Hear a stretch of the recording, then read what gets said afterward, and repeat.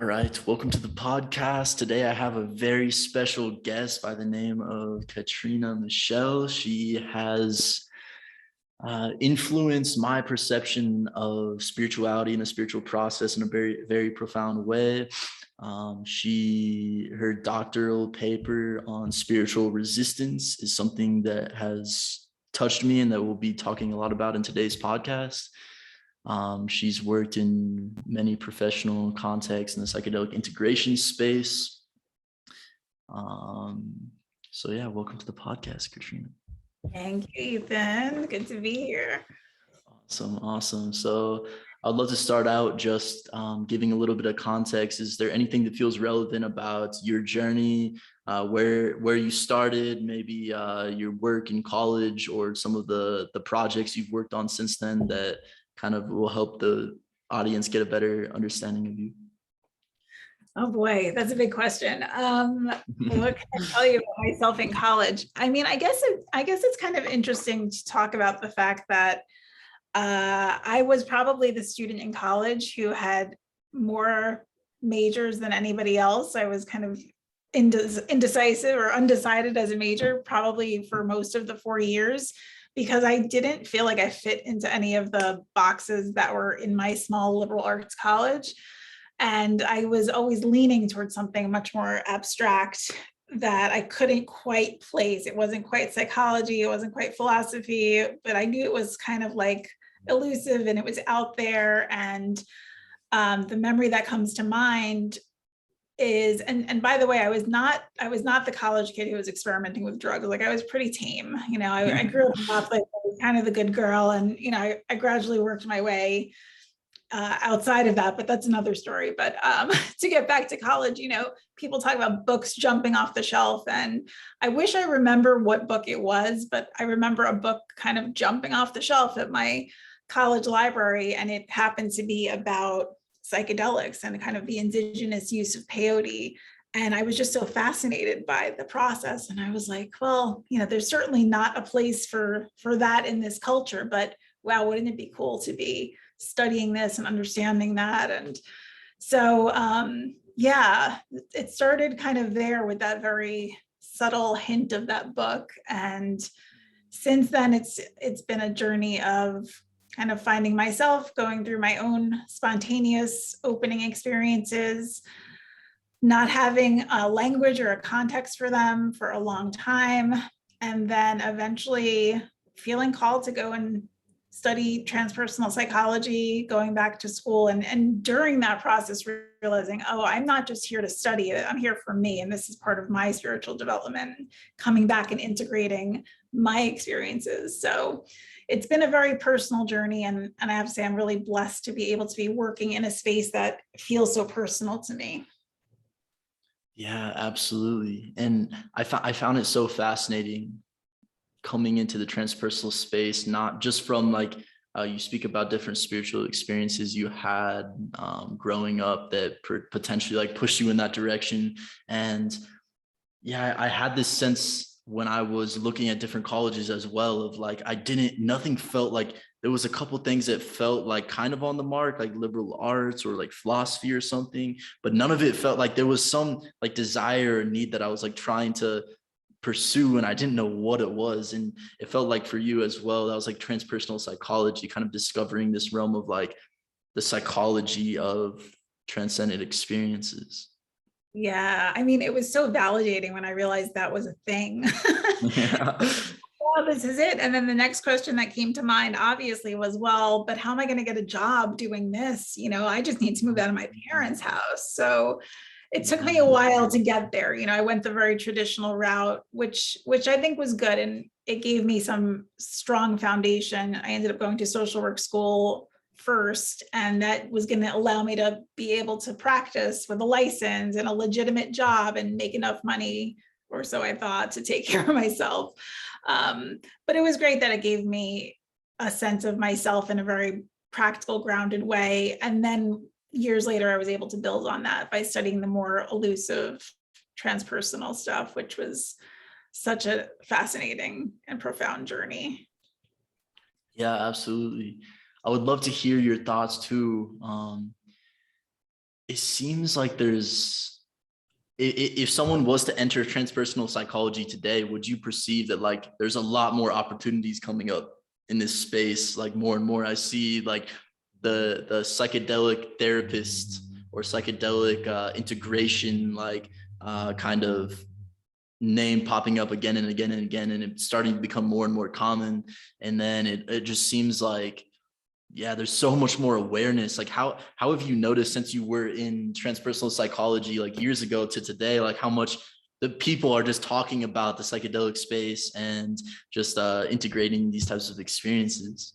Oh my God, Ethan, it's so exciting. And, you know, when you're doing your PhD work, it really is a bubble. Like I was totally disconnected from the world everyone else was inhabiting. Like pop culture was outside of me. I was just going deeper and deeper down the rabbit hole of my studies. And I was happy to be there, you know, and I was held in a nice tight container to be able to do that work. And then when I finally finished and 5 years had passed and my life had changed, because that was part of my integration process, was this academic work, but also the personal expansion and shifts that had to happen for me to be in alignment with what was really true for me. When I came out and I realized suddenly the world has changed. I don't know what happened when I was down there. It was something that I did in that like shamanic rabbit hole that changed the world. But I came out and suddenly people were so open-minded and so curious and so interested. But when I had gone into the program 5 years earlier, people just kind of, it felt like they were giving me a very cordial, like, oh, that's nice, Katrina, you go study that. And, you know, kind of snickering behind my back that I'm this hippy dippy wacky. So it was really validating to feel like the world was ready. And I finished up that work in 2017, and obviously things have just exploded since then with us now being able to say we are in a psychedelic renaissance, the research that's out there and the mainstream acceptance that's coming from that. So it's really exciting. And yeah, I mean, I think there have always been opportunities for transpersonal psychology, maybe on a one-to-one basis, but I think we don't even know the jobs that are going to be out there in the mainstream way, because people are going to need support and context and understanding. And it's a whole different worldview. You know, this is not like any other mental health breakthrough. This is a cultural shift. And so it's kind of like all hands on deck, and we're entering into a new space, a whole new terrain. And yeah, it's exciting. Yeah, absolutely. Oh yeah, I totally feel that. It feels like such, I've even noticed in the last couple of years, just the amount of people I hear talking about it. Like even I talk to my parents now and they're like, yeah, like I hear one of these guys I'm following, like Tim Ferriss is a big one that's like very just like a normal podcaster. And then like now he's like getting psychedelic research into the mainstream. And like speaking with my parents, my dad is like, yeah, like psilocybin studies, like this is the real deal, like this is happening. And it's like crazy just to see how many people are aware of it. And then I think, what was it, Seattle and Denver and all these places are starting to decriminalize a lot of psychedelics, which is very big too. Yeah. So I have a really big question for you, and you can take it as you may, but to provide a little bit of context, so you do a bit of like integration work, like part, like when I looking into like what you do, I noticed a lot of like integration or like psychedelic integration and stuff like this. Right. So I'm really curious to hear your thoughts on what is integration, because this word is so common. It's like, especially the more psychedelics get into the mainstream, like if you like, I noticed when I kind of got into that space, it was psychedelics. And then everyone says, yeah, you just got to integrate, do the experience, integrate. And it's like, I don't sense that the definitions that everyone has are the same or coherent. And for myself as well, it feels like I don't have a good grasp of like, what is integration? Is it like some people say meditating a lot, or is it doing like different therapy afterward? Like in your experience, what like are some more detailed, like granular, like what's a granular understanding of like what the integration actually is? Yeah, well, I'll give you the big picture understanding of how I understand integration, and then we can figure out the granular. But I think Perfect. integration, simply said, is taking your journey and making it meaningful for the rest of your life. So whether it was a psychedelic journey or many psychedelic journeys or a spiritual quest, taking that experience that was somehow time bound and bringing it out into your everyday reality and merging it in a way where it becomes lived as truth, that it guides your life. And there are lots of ways that you can do that. Like I said, I think it's a lifelong process. I don't think it's something that you can just say, okay, now I'm integrated. I think ideally you're in process with the medicine or that experience, whatever it was for you, always. If you're really treating it with reverence and letting it hold that sacred space in your life, it's guiding you, and you don't want to just put it away. It's not like you just went on a roller coaster and now it's done. You want to take it with you and let it guide you, because that's why you went in there in the first place, right? People are seeking out these experiences for healing, for growth, for transformation. The work doesn't really start until you come home and you remember who you were before you went in, and you try to now use that to help you be who it's showing you can be, or who you are even. Yeah, so I'm starting to notice that I was like trying to find like a strict definition to like attach onto, but it almost seems like you can't do that. It almost seems like it's like, all right, everyone's experience of who they're going to become after a psychedelic experience or a spiritual experience is going to be different. And it almost sounds like integration is just following through, not letting that vision of what you could become or from the experience kind of fall away, perhaps. Yeah, I think integration is simply taking the lessons and bringing them back and weaving them into your life in a meaningful way, right? But people have such big openings from psychedelic journeys that often what happens is they will just put a block up, and it will just become, okay, I had that experience and now I'm back in my life, and I'm back in my old patterns, and I'm back being unconscious, and I'm kind of living the same way I was, and I'm putting that away. It's like somewhere back in the back of my mind, but I'm not using it.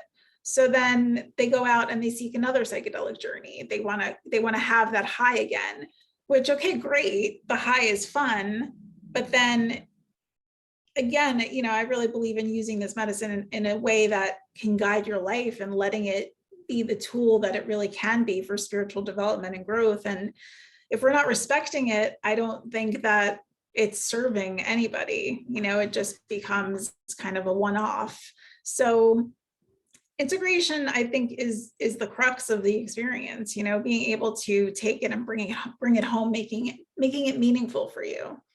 Yeah. So yeah, I would like to dive deeper into this from a slightly different angle. I'm getting the sense, and I would love to speak about spiritual resistance, but how I would like to weave it in is I get this sense that without the integration, the resistance almost becomes like potentially more likely to happen or more powerful. Or I get the sense of, if we're not doing anything in between these trips to actually embody the lessons, to like do the work, to really to change our habits, our patterns, to change, potentially find different ways of understanding it, like putting in work to do research, to understand what actually happened during that experience, right? I almost have the sense that if we don't do that, then it almost feels like the spiritual resistance is more likely to emerge because we don't have any extra foundation to handle the experience. Yeah, absolutely. So yeah, just to kind of give an overview of the term spiritual resistance, which came from my dissertation research, it's essentially it's the culmination of experiences that they can either have a protective or an inhibiting factor, right? Just like any other defense mechanism, except these can really, when we're on the spiritual path and we're exposed to something that can be so transformational, and again, like you said, take the foundation out from under you, sometimes we want to hold back, and sometimes we want to dive in and we want to grow from it. So the spiritual resistance, and there are different types, and we can break down what that looks like, but the spiritual resistance comes in essentially when somebody is going unconscious or pushing it away because of overwhelm, or just getting in their head about it and not really living it, and that is just all pushing the experience away, keeping you further from what you want because you went seeking out that experience in the first place. So part of the integration journey is working with whatever resistance might be showing up, for example, as you try to get back into your normal life. And if you're not doing that, then again, you're not necessarily serving yourself. Yeah, absolutely. Yeah, so I would love to dive into the types of spiritual resistance, and I would love to start the conversation on. I guess I wanted to preface it with how common these spiritual resistance experiences are. I think that just speaking about that other people have had these types of spiritual resistance, and you mentioned in your dissertation, you interviewed a lot of people with these different types of spiritual resistance, and there was many different people with these experiences of resistance, and there's thousands, millions more people, I'm assuming, out there right now that are having these experiences of spiritual resistance, and potentially don't have any context to understand what's happening, or to be able to understand like, oh, like I had this psychedelic journey or the spiritual experience, and now I'm just feeling really lost. I'm feeling really going back into really avoidant patterns. I just feel confused, overwhelmed. Like all of these things can happen as a result of these experiences. And I would love to just start the conversation on giving some sort of context to those. And so would you be able to have like a quick explanation of like the different types of spiritual resistance and potentially what you found interviewing people with these different resistances? Yeah, sure. I'd be happy to. So I can give like the quick and dirty definitions, and then maybe we can talk about like some of your experiences even and how they've come up, just to kind of make it feel real. Yeah. Cool. So yeah, so the resistance can be either internal or external. And the primary motivations for spiritual resistance are broadly stated fear and culture. And then breaking down the 5 types, looking at, I did 18 in-depth interviews with people who had a variety of what they called spiritual emergence experiences, spiritually transformative experiences, some through psychedelics, some through near-death experiences, various different types. And I was able to take how they understood their experience of resistance and break it down into these 5 types. So the first one is the expectant type of spiritual resistance. And expected is kind of like, probably most likely somebody's coming from a religious or a very strong cultural framework, and they're trying to control the experience, right? So it should be this, it shouldn't be that, I should be doing this, I shouldn't be doing that. There's a lot of value judgments in there. That's the expectant. The second one is the emotional experience of spiritual resistance. And that one would be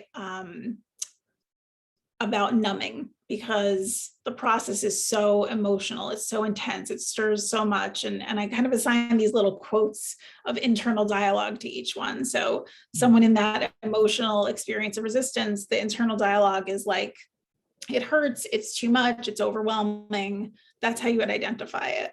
Then there's the very common one, which is existential spiritual resistance. And that internal dialogue is, I'm terrified.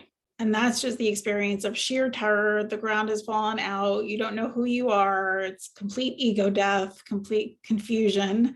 Then there's intellectual resistance. And that one is basically the person who is very grounded in trying to make meaning of their world in a linear way, an intellectual way. And so when they're not in control, the internal dialogue sounds like, I'm not in control, I don't understand.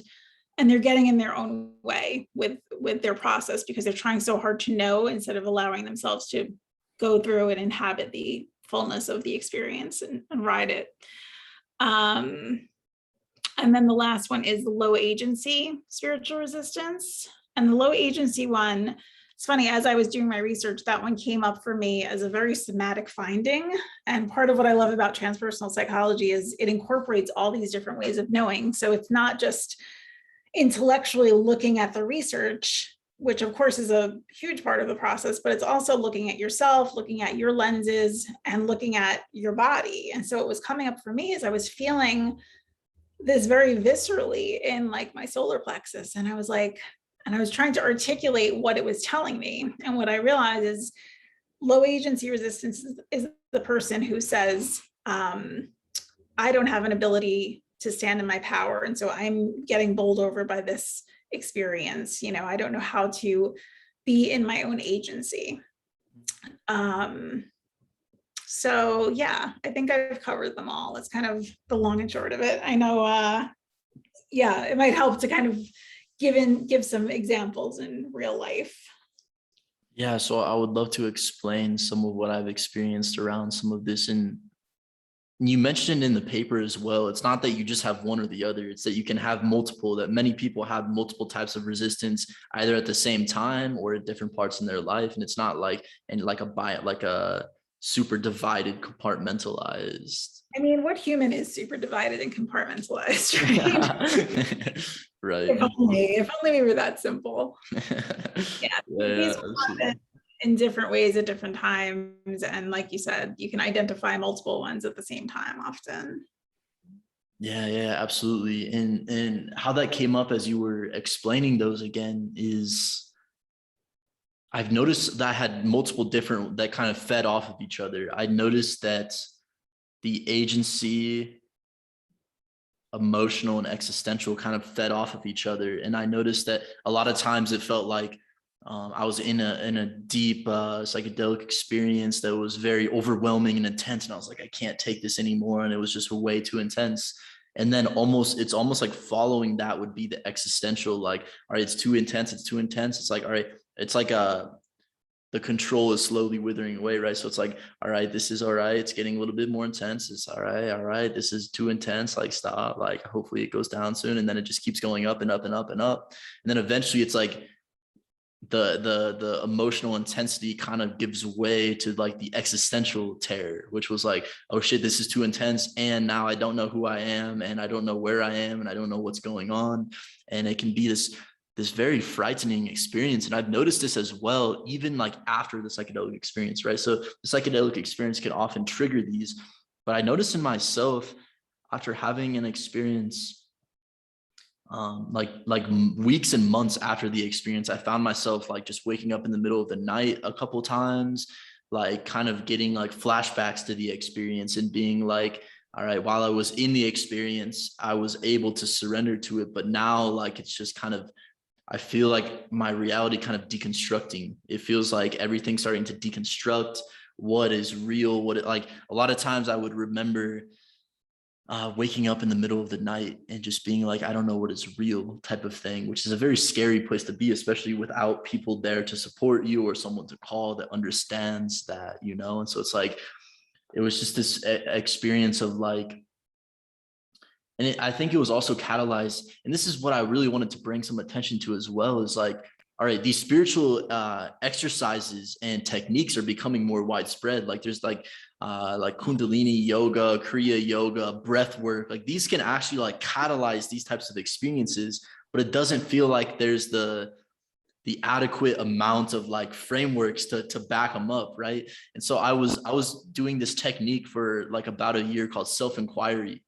And so you would just ask, who am I? Who am I? And it was meant as like, all right, who am I? I'm not. And if you can be aware of it, you're not that. And so it's like, all right, I'm aware of my body. So that means I'm not my body. I'm aware of my thoughts. So like, who is that which is aware, right? So I was going through this process a lot. And then after the psychedelic experience, I continued doing that. And then I was like, who am I? And then it kind of led to that resistance and like spiritual emergency feeling almost of like, everything's falling apart. I don't know who I am, but like without an adequate like integration of the spiritual experience, without an adequate like surrender to it, I guess, or at least context to understand what's happening.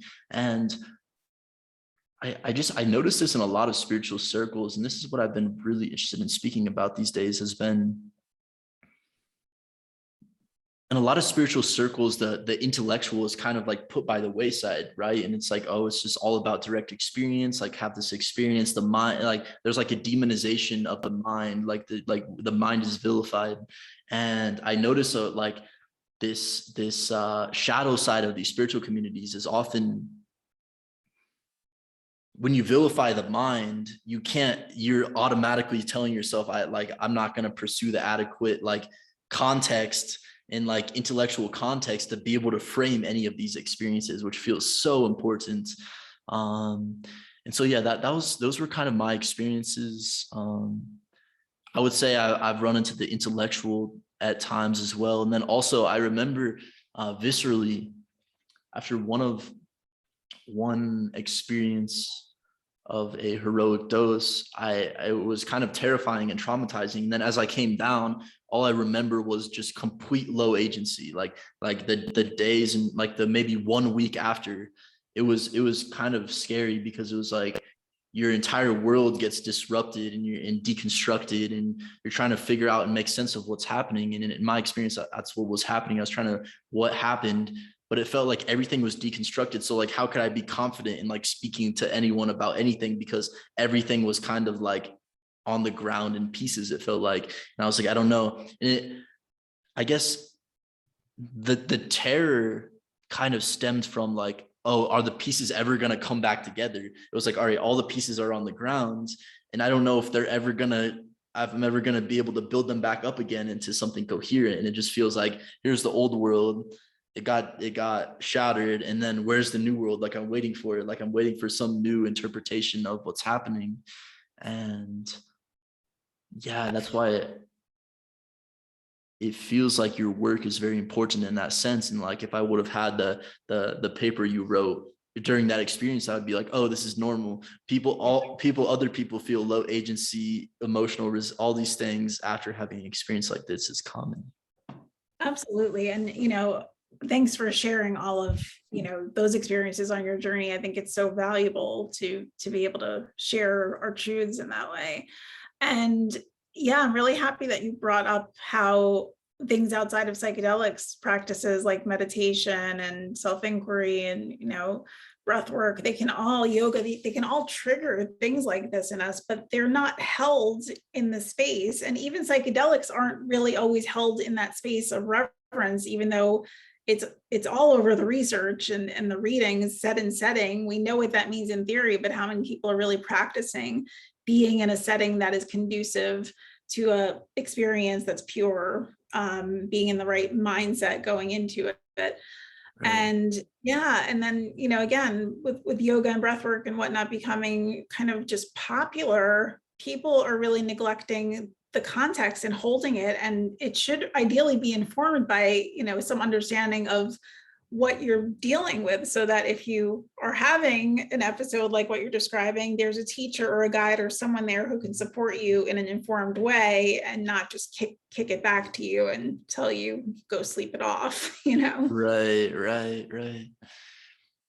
Yeah, and I get this sense of something that just came to me, and I'm curious how this comes up for you. It's like set in a setting is like kind of the popular one. If you're in the psychedelic space at all, you probably heard that at least once.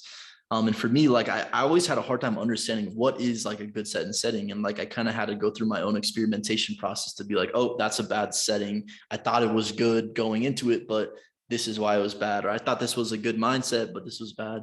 And I'm wondering, it doesn't feel like there's a specific good set. Like there's certain guidelines, but it almost feels like they're not like a very compartmentalized, like this is a good setting, this is a good set. It almost feels more like having more discussion around with people of, oh, this is a bad setting that I discovered, or this is a good setting that I discovered could be very valuable.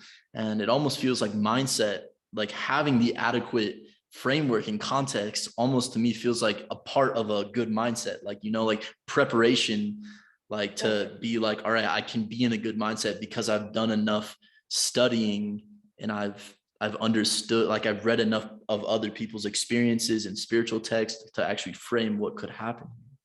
Yeah, thank you. And again, and also being in in a good like emotional space, right? Like making sure that you're grounded, that you're not coming from an argument with your girlfriend, that you're, coming from a place where you've been following the diet, anything that's meant to help you like clear and be with your own energy in a pure way that's not kind of polluted by all the other disruptive things that are just part of our daily lives. There are so many ways that preparation is just not taken seriously because we're used to just going from one activity into the next, multitasking all the time, overhyped, overcaffeinated, right?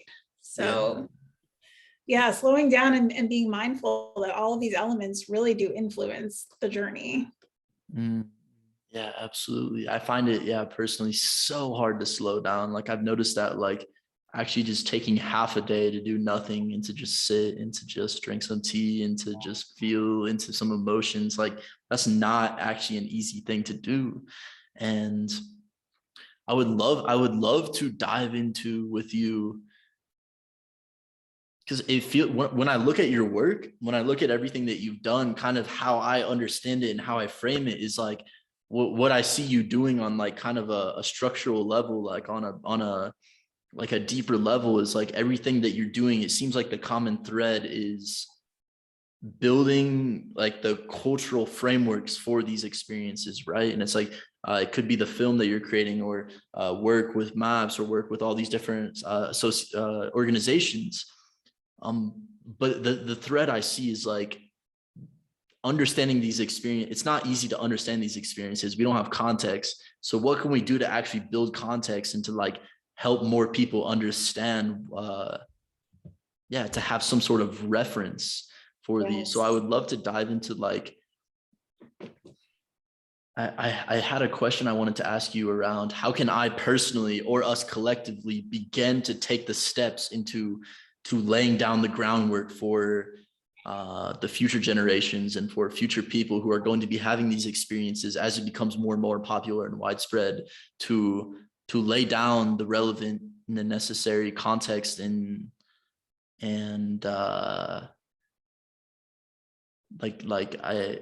I've heard the term cultural cognitive grammar. Like, how do we bring this the grammar and the ways of understanding these things into the culture? Yeah, I love that. I love that you sound like you're as passionate about that as I am, because it's something that just is so important. And again, I think part of it is that the worldview is shifting because of these experiences. The more people that have these experiences, the more there's an awareness that, the transformation is not just personal, it has to be collective, because we are all interconnected as a people, as a planet. So as that consciousness becomes more prevalent, we need the structures that support people in their journeys in getting there. And I think, people like us who are, kind of already in a space can begin to just keep having these conversations and sharing it in concrete ways that people can latch on and start to develop an understanding, so that when they find themselves there, they kind of have a reference point. And that's why I'm doing the film. The film is called When Lightning Strikes.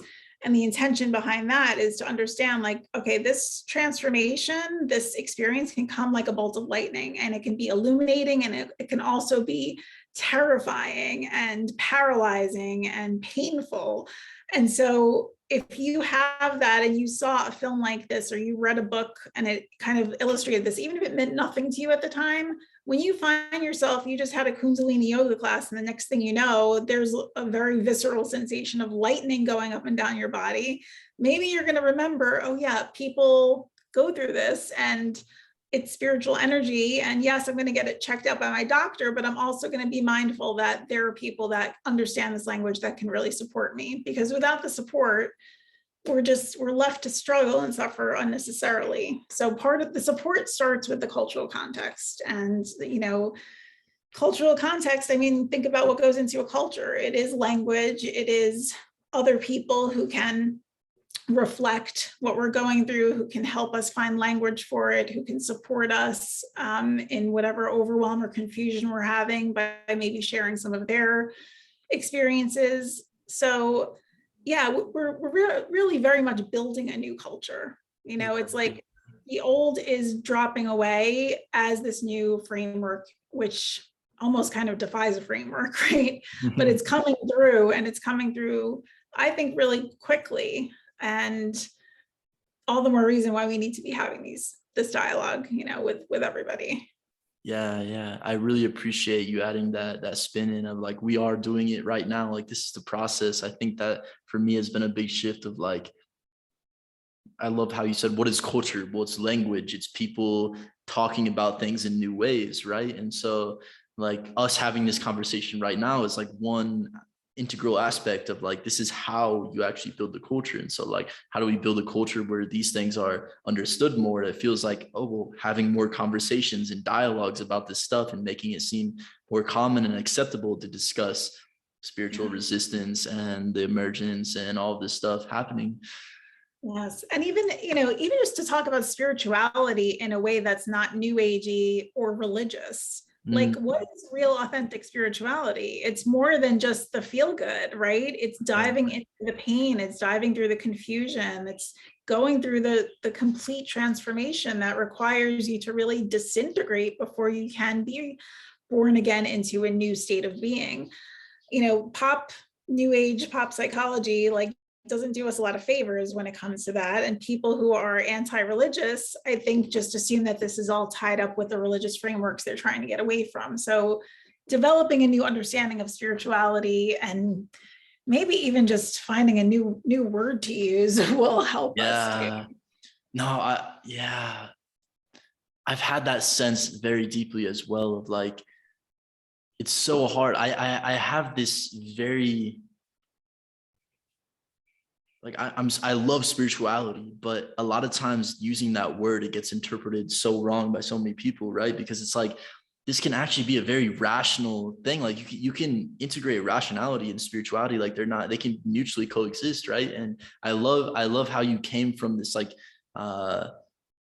university, like PhD or transpersonal psychology approach, and being like, yeah, these are not mutually exclusive, right? We can study these things scientifically, and we can actually, I was fascinated recently reading some transpersonal psychology journals, because it's like, this is the only aspect of university that I've seen that like it's okay to talk about like stuff that in a lot of other academic journals in communities, it's just not okay to like talk about, because I see stuff talking about like spirit or talking about shadow and collective unconscious and transcendent experiences and near-death experiences, and all these things are like being talked about in transpersonal psychology. And it seems to me that spirituality can be you can approach it very strategically, and you can say, all right, here's my worldview I have right now, and like, I'm going to like deconstruct my worldview and to bring in different concepts. And yeah, it almost feels like that you're on the leading edge of this as well, of like bringing in science and spirituality into like a mutual coexistence, and having them actually support each other rather than deny each other. And I would love to bring up, I had this experience as well. Like, growing up, I was big into like atheism, right? And so like atheism is almost like, all right, fundamentalist religion seems a little bit off, so therefore let's trash all of that, and there's nothing to replace it, right? And then for me, in my own experience, and this actually may relate to like maybe where the spiritual resistance kind of originated from, was I had this feeling of like nihilism, like, all right, I'm just going back to the void, and then nothing's important, and like, then life's not, like, how can you like find like a deep sense of like aliveness and like meaning from life if you just feel like you're going back to a void when you die and there's nothing there? And almost feels like, I saw some statistics recently on like spiritual but not religious. Like, there's this large group of people, like I think 40% of like college students or something in one college said they were spiritual but not religious. And it's like, there's this need for like finding new ways of making meaning that aren't fundamentalist religion, but they also aren't atheism, right? There's like this new like middle ground that it feels like we're kind of trying to feel into at this moment. Absolutely. And, you think about the roots of American psychology, it was based in making meaning. It was based on spirituality, in its purest form, understanding oneself, making meaning of oneself in the world. And psychology tried so hard to become a science and it completely divorced itself from its spiritual roots. I mean, William James is, he was a philosopher as much as he was a psychologist. And, he wrote about, the varieties of religious experience. But our culture wants to keep spirituality and religion in a box. And I understand that to some extent. There's been a lot of harm that's come from organized religion and power and oppression. But spirituality is, and this is not to shame anybody who is religious and derives meaning and gets their spiritual needs met from that. But I think spirituality is a fundamental human need, and it's fundamentally who we are. And when we try to avoid that part of ourselves, we just can't access our full potential. It almost feels like, yeah, it's so central. It feels like the question of what is of ultimate importance or what is meaningful, like those are almost like spiritual in nature, those questions, or they take this transpersonal, like, all right, well, what is meaningful? Well, if I believe in this like scientific, nihilistic, atheistic kind of viewpoint, then it's like, well, I can't find meaning because the framework doesn't give me any directions to find meaning in. And it almost feels like we can approach meaning in a way that's not new age woo-woo stuff. Like we can say, all right, let's find ways to create meaning in our lives in very like sometimes intellectual structured ways, but also sometimes in more intuitive, emotional, somatic, transpersonal ways. Yes, bringing back, the feminine nature of life, which is more than the linear intellectual way of knowing, way of interpreting and engaging with the world. The feminine being just more expansive, being in our hearts, feeling joy, experiencing the beauty of a sunset or a hiking trail. Not just making it all about what we can understand only from the mind through our intellect, but, engaging with all of those experiences that we feel in our body, that we feel in our emotional body, and making them, not placing value judgments one over the other. Why does the intellect have to always be the only way? Can't we find balance and harmony between all of these wonderful human gifts that we have? Yeah, absolutely. Yeah, that segues into a direction I wanted to go. So with the film, so you're creating this film called When Lightning Strikes, and I'm super curious to hear how you kind of went from this very like cognitive heavy transpersonal psychology, like doctorate research to like a film is like a form of art, right? You're like making art, you're interviewing people, but doing it in like weaving it together in kind of an artistic, creative way. So I'm curious, was that for you like your way of like kind of bringing in more of the feminine, emotional, intuitive side of things? Or how did you kind of make that shift from the very cognitive heavy to the more artistic, creative, flowing, intuitive side of things? Yeah, it's such a great question. And the beauty of it is that my PhD work, yes, it was cognitive heavy, but there was so much permission and encouragement to explore those other ways that I think I developed that muscle throughout my dissertation process, because I was constantly being asked to like, well, look at the emotional body, look at, what are the clues that you're coming up with? What are, trusting the intuitive process? What are those hunches? What are those synchronicities? Really leaning into and making space for that, for those truths to emerge, so that it wasn't all like, oh, A plus B equals C. Like there's a place for that, for organizing information, but we gather information in lots of other ways.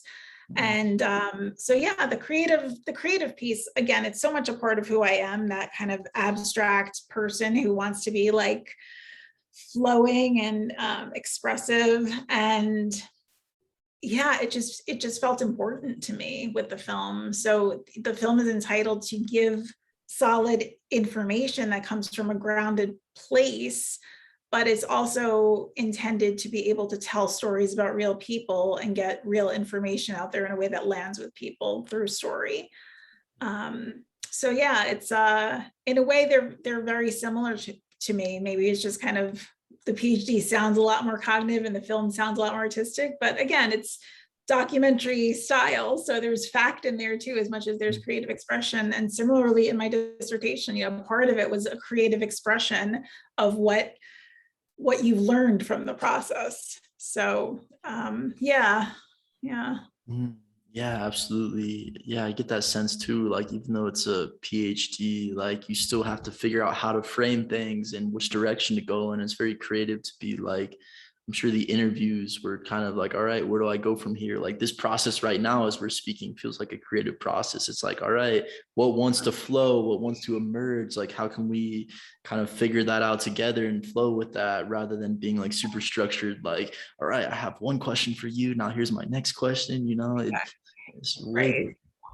Right. Structure has its place, but it's like, let's use the structure to organize everything else, but let's not let it stop us either. Right. It's a lot like the spiritual resistance. Like, it's great if it's inhibiting us from going into full-blown spiritual crisis, but sometimes we need to fall apart in order to transform. So how do we temper that, the energy, letting it move us through all of it, the masculine structure, the feminine flow, like we do need both parts. Right, right. And it almost feels like, when do we know when to go feminine, when to go masculine? It almost feels like there is no answer. It's like, all right, does it feel right to use a masculine frame on this or a feminine frame? Does it feel right to draw a map here and to create like some sort of model, or does it feel right to just tell a story and a metaphor and to like be like a more poetic approach to trying to explain this thing? Right, but even a story has parts, right? It has a beginning, a middle, and an end, or it has some kind of a structure to it. So I think there is a way to do both, and I think that's when we get the full sense of things, when we allow for all of it to come into play. Yeah, absolutely. It feels like from psychedelics too, they kind of force you into the feminine. In my experience, where it's like you have to surrender, you have to just be open to it. You can't be like in an experience like, all right, I want to go this way, then I want to go this way, and then I like, you kind of just have to be like, all right, feminine, like open arms, open hands, like what do you want to show me right now? And I'm sure that's, yeah. It's cool. Yeah, and I wonder, I mean, how much of that is the plant or the substance, and how much of it is just trying to restore harmony to our nature that is so imbalanced, that we've only been taught to value the one way of doing and being in the world, and that, the so-called feminine nature just gets dismissed and disregarded. Yeah, it feels like when we do live in a very masculine driven world. Yeah.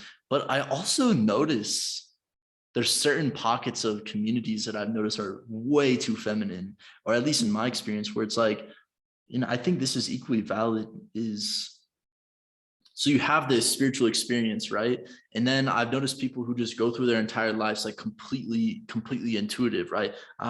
Today I want to do this, today I want to do that. And it's like to actually integrate an experience feels like you also need masculine. Like, all right, let's create a plan to like quit this addiction. Like, I'm not just gonna willy-nilly like intuitively find a way to quit this addiction, like that's gonna be a masculine process. But also like, I feel like that going hand in hand, for me, it feels like, all right, use the intuition. What direction do I feel like I need to go? It's like, oh, this direction. All right, now let's go masculine and create a plan to go in that direction. Like they very work together. Yeah, I completely agree with you. I think we can definitely overcorrect. We want to just find harmony. We want to allow both. We want to value both. It's not to shame one way of being or the other, and we all have our tendencies, but it's to recognize it's in the harmony of the different opposing energies that we find, we find the sweet spot. That's where it is, right? Right. Yeah, so I wanted to ask you about, I wanted to provide another frame on spiritual resistance that might be interesting to explore, which is in terms of like the psychedelic renaissance, right? In terms of the psychedelic renaissance, it feels like there's so much hype around it. It feels like the same way like when marijuana has been becoming legalized all throughout the country and in different countries, it's like super hyped up, like, yeah, this is amazing, it's getting legalized. It feels like the same thing is happening in the psychedelic space. Like, yeah, let's decriminalize it, like decriminalize all psychedelics or do all this stuff. And what we were speaking about before the call a bit is like,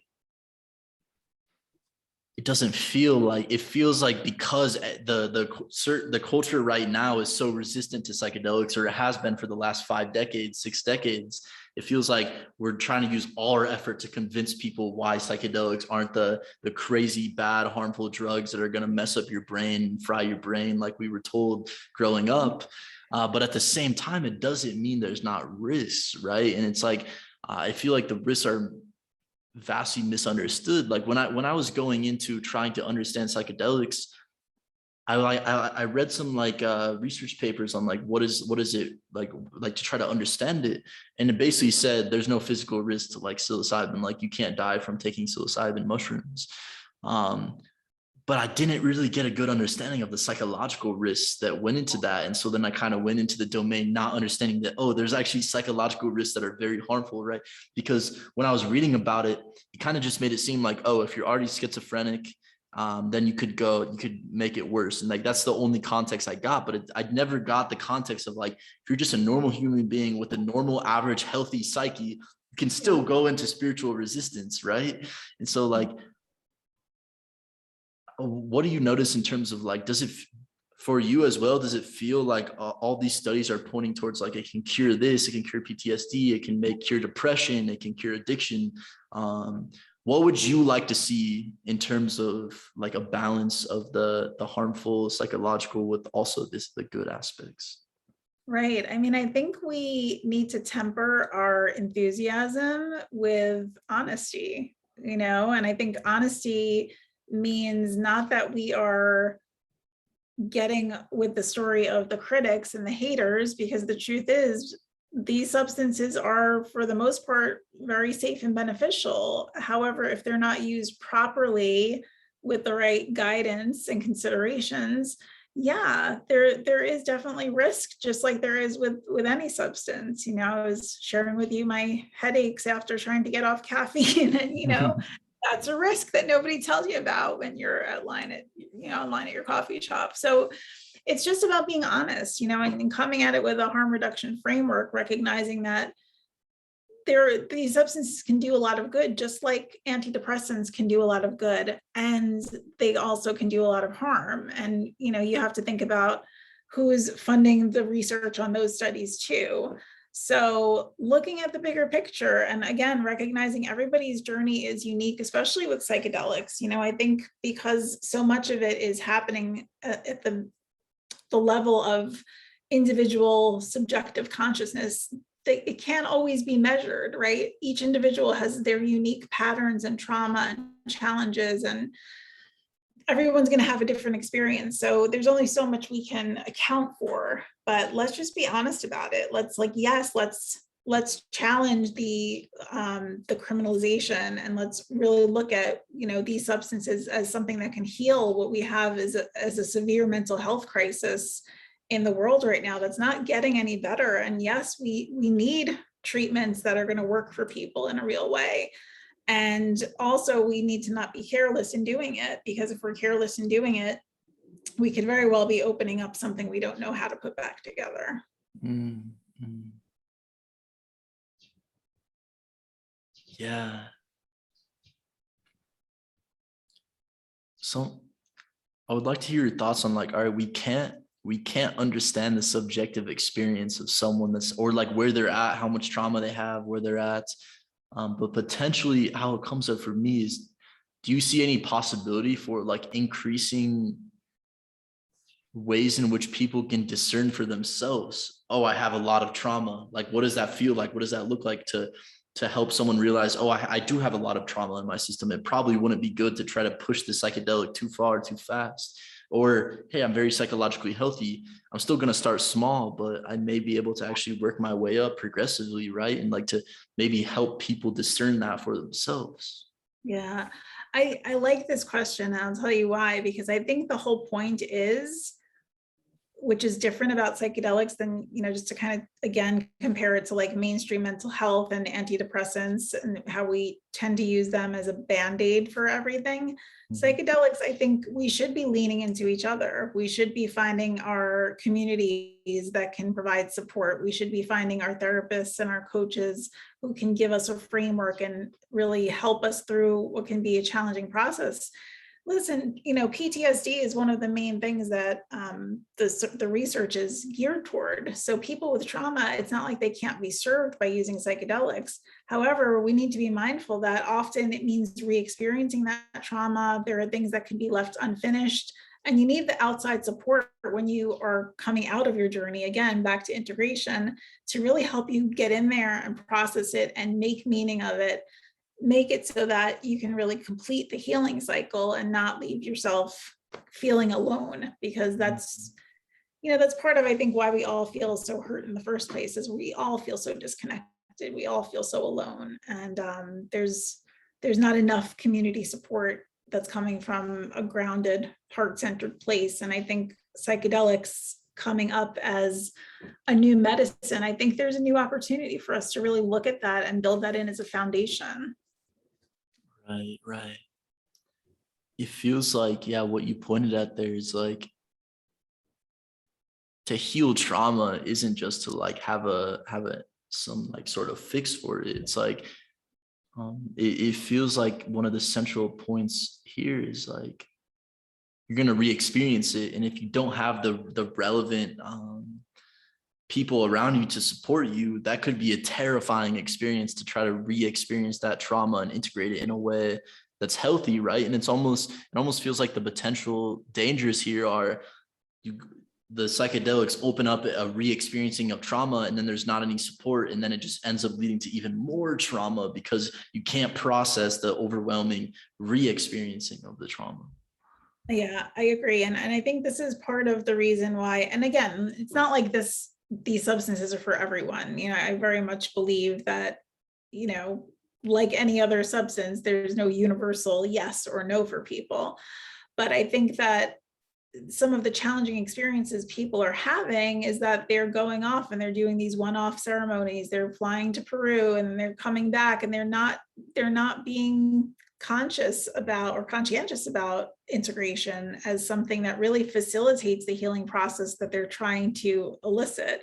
So without that, yes, you could potentially be re-experiencing a trauma. Now you have it at the level of consciousness, but nobody's there to support you with it. And that can be terrifying. I just spoke with somebody last night who had a psilocybin ceremony that really kicked up some awareness of sexual abuse. And now it's at the forefront. And, fortunately, he was held in the right space that said, we really recommend you get some therapy about this. But oftentimes this has become so commercialized that people take you in, you stay for a few days, and then you go home, and that's it. And I think that's where it gets dangerous. Like you said, it's not necessarily that it's going to be lethal, although of course, like, things happen, and there are syndromes that can happen if people are taking medication, antidepressants specifically, and not being conscientious about it. But in general, I think it's about giving people support for the long term and not just making it about a one-off experience that's supposed to be the magic bullet.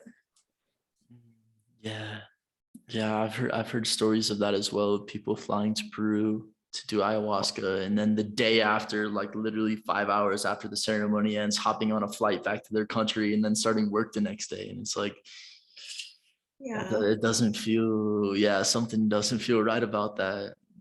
Right. It's diminishing your experience too. I said, like, you just had this huge opening, and now you're going back to work into this tight little box, and wow, you're either going to stuff that stuff down and it's never going to come up again, or it's maybe going to come up in a way you don't want it to. Right. Yeah. And what I sense is just community. I hear the word community come up again and again and again. And it's like, this is what I've been feeling as well, is like, it doesn't feel like there's adequate communities out there. Like, I've been trying to find communities, and it's actually been quite tough, to find communities that will actually like support and integrate these experiences. And I'm very excited at the possibilities of building or creating some sort of like, all right, here's a group of 20, 50 people or 50 people or something that have all had psychedelic experiences, that want to find ways to integrate them, and that want to do it in a healthy way, and to have people who can listen to them and not feel like they're like crazy in any way, or like I feel like a lot of times maybe that's the feeling of I have these experiences and I go home and I try to explain them and everyone thinks like, they say, oh, that's cool, but like it feels like the energy is like, you're crazy, like what are you talking about, you know, like I've never heard anything like this before. And yeah, I don't know, I'm just really inspired by that recently, because like on my own journeys, traveling solo actually after having some of these experiences has been very challenging, because it's like sometimes it's just super lonely, like, oh, no one understands this, like even though there's so many people out there, it's like, it's just like, how do we connect them, you know? I have this sense that millions of people are also feeling like I had this crazy, not crazy, but I had this profoundly beautiful psychedelic experience, and maybe it brought up some trauma, but I don't have anyone to share it with or connect with about it or to listen to. And it's like I have this sense that there's millions of people all wanting the same thing, to connect, but like just not having avenues to do it. So what would that look like for you? I'm curious because I like your vision. I'd love to hear more about it. Would it be like a permanent residential community, or would it be more of like a kind of virtual community? I see virtual spaces emerging in this that are beginning to provide spaces, but I would love to see some sort of physical, I would love to see in-person things emerging, because with everyone working remote nowadays, is becoming way more possible of like, hey, we used to have to live in our, like, we used to have to live in the city and then drive to work every day and then drive home. And now that we're all working remote, it's like, hey, we can all actually live in a community together with people that understand me. We can all go to work, and then at night we all have this like support network. And so I would love to see some sort of in-person experiences. I've noticed the one community I'm really excited about right now seems like they do that, but it's so intense that like I think there needs to be, it feels like for varying intensities, you know, some people want to integrate their experience and practice 4 hours of meditation a day and emotional work and trauma work, and they want to like commit fully to it. And other people are like, hey, I still have a job and a family, and I need something like that could work with both of those. And I'm not sure what that looks like, but if it feels like people are thinking about this, you know, or like trying to find ways to do so. Yeah, it's a worthy exploration. It's a worthy exploration because, like I said, I think with the psychedelic renaissance, the consciousness is shifting. Like psychedelic consciousness does not just mean somebody who's using substances, right? It's an openness to new ways of understanding the world, to being more conscientious about what really serves instead of these old structures that are hurting a lot of people and maybe serving interests that don't necessarily serve us. So thinking about that as, you know, the benefit of creating community like that and making something that's sustainable for personal growth, and that being the heart of our values is for growth and supporting one another instead of maybe contributing to the corporate model again. Mm. Yeah, absolutely. I sense it's becoming much more common. I like the framing recently, like well-being economy. Like, all right, right now everything's focused on making money, but money is not the same as well-being. So like, what does the economy look like that focuses on well-being over money? Or, Yeah. I mean, it seems like a lot of these people are talking about this a lot more often. It's becoming much more widespread. And yeah. I'm excited at the possibilities of what's going to emerge in the future, as I'm sure you are as well. And I sense with the community thing, I almost sense that like,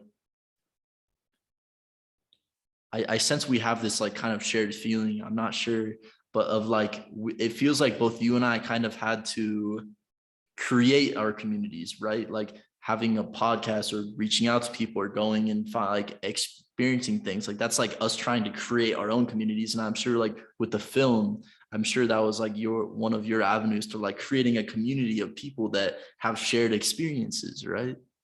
Definitely, definitely. And that's actually where we are now. So we've been halted in our filming because our investors' business fell through with COVID. And so we've paused in the filming. We're about halfway there, but in the interim, we are creating that community, you know, because we're getting so many people who are interested because they're resonating with the experience and it's finally being reflected back to them. So we're like, okay, that's where the need is.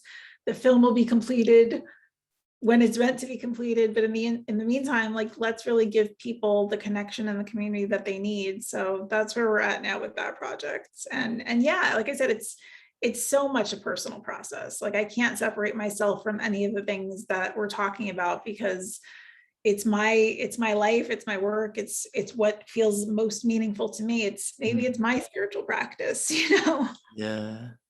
Yeah. So I'm curious to reflect the question you asked to me earlier back to you of like, what does that community look like for you? What type of communities do you want to see? Like, what is your vision for creating communities where people can have shared understanding and connection?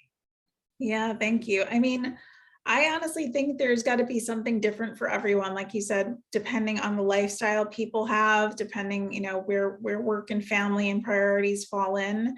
I think there are ways to structure it so that it can work for the individual. But yeah, for me personally, you know, I miss people. I miss being in person with people and the magic that can happen when a group comes together and you feel an energy and a buzz in the room and you witness people's transformations and their struggles. You know, it's something really magical. And so, yeah, I don't know that I know exactly what that will look like as the ideal, but I know that it's important to not get stuck behind our computer screens 24/7. And for me, I want to keep reminding myself that the heart of the work is people and is each other. And that's why we're doing this. That's what the potential value is, not just for our own personal healing, but again, for like the collective healing that can happen by each of us making a commitment to do work for ourselves. So however that can be reflected in